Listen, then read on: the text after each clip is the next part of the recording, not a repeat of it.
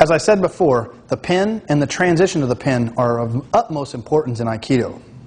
You might ask yourself, well, if you always assume multiple attackers, why would you do a pin? I ask myself that very question. If I'm in a multiple attack situation, I don't have time to pin this person. However, in a low level or a beginning level, to the beginning of the foundation, I need to know how to transition to control this person. Take the slack out, maintain control of them through the entire movement. And that includes after you get down to the ground. You don't want this to turn into a ground fighting match.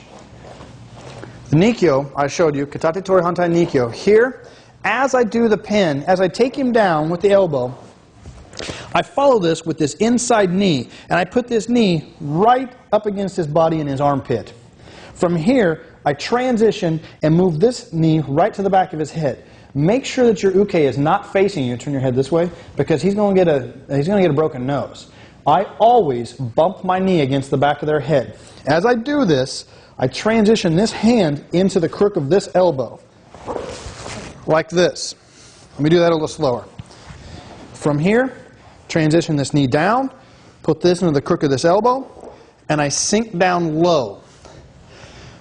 I like to, when I sink down into this technique, turn my hand over, push the shoulder into the mat, at the same time move this hand over and move towards his head.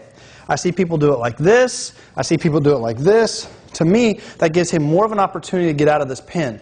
Remember, in order to effectively pin a person, you have to jam their shoulder into the ground. Downward pressure, over, and then he taps. When I'm done with this, all I do is slide his wrist up into my hand,